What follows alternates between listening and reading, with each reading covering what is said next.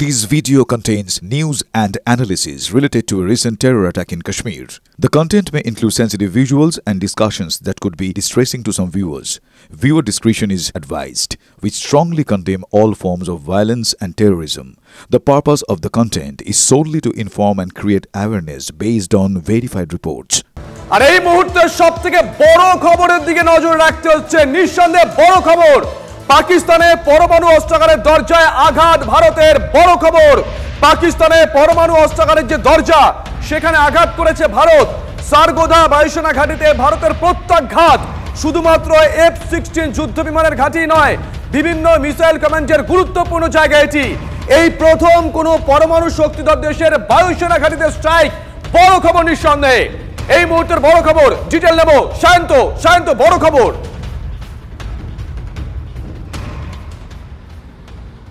একদমই দেখো পাকিস্তান কেন নতজানু হলো তার অন্যতম কারণ হচ্ছে তাদের নিউক্লিয়ার উইপন যে হিলে অর্থাৎ যে পাহাড়ের তলায় মূলত বাংকারের মধ্যে রাখা রয়েছে তার দরজায় হিট করেছে ভারতীয় বায়ুসেনা আর যে অস্ত্রে ঘায়েল হয়েছে তাও সে মিসাইল মূলত পাক সেনা সূত্রে জানা যাচ্ছে যে যেখানে আঘাত হয়েছে সেখানকার পুরো তছনছ করে দেওয়া হয়েছে হয়তো সেখান থেকে নিউক্লিয়ারগুলো আরও মাটি থেকে আরও কয়েকশো ফুট নিচে রয়েছে কিন্তু যেভাবে পরমাণুর দরজায় পরমাণু অস্ত্রাগারের দরজায় হিট হয়েছে তাতেই তাদের কিন্তু থরহরি কম্প অবস্থা হয়ে গিয়েছিল একের পর এক এয়ারবেস যখন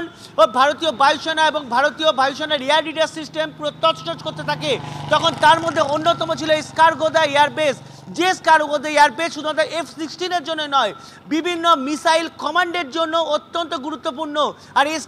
স্কারগোদা এয়ারবেসেই মিসাইল কমান্ডের বিভিন্ন ইলেকট্রনিক এবং বিভিন্ন ওয়ারফেয়ারগুলো এইখানে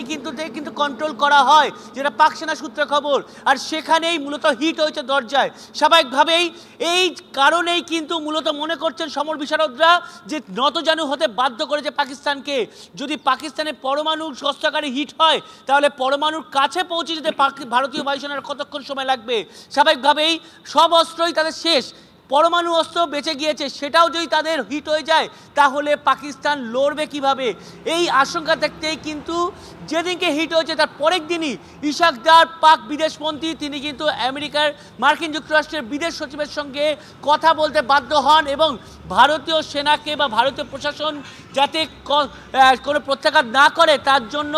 আমেরিকার যে মার্কিন যুক্তরাষ্ট্রের যিনি বিদেশ সচিব তার কাছে আবেদন করেন সরাসরি মুখে বলা তাদের কাছে মুখ নেই ভারতীয় প্রশাসনের কাছে তারা সরাসরি আবেদন করতে পারবেন না কারণ সেই মুখ তারা রাখেননি নির্লজ্জ অবস্থায় তারা একের পর এক অ্যাটাক করেছে ভারতীয় সেনার উপর ভারতীয় সাধারণ মানুষের ওপর যেটা পেহেলগাঁওতে দেখা গিয়েছে এই অবস্থায় দাঁড়িয়ে মার্কিন বিদেশ সচিবের হস্তক্ষেপ চেয়েছিলেন এবং নতজানু হওয়ার কারণে কিন্তু ভারত কথা বলতে রাজি হয়েছে ডিজিএমও কথা বলতে রাজি হয়েছে যদিও তারপরে আমরা দেখেছি সংঘর্ষ বিরতি এবং তার 3 ঘন্টা পর সংঘর্ষ বিরতি লঙ্ঘন ভারতীয় বায়ুসেনা এবং ভারতীয় এয়ার ডিফেন্স রেডার সিস্টেম বা ভারতীয় মিসাইল যেটা করে দেখিয়েছে তাতে কিন্তু পাকিস্তানের এখন থরহরি কম্প তারা একদমই শান্ত তাদের সেই পরমাণু অস্ত্রাগার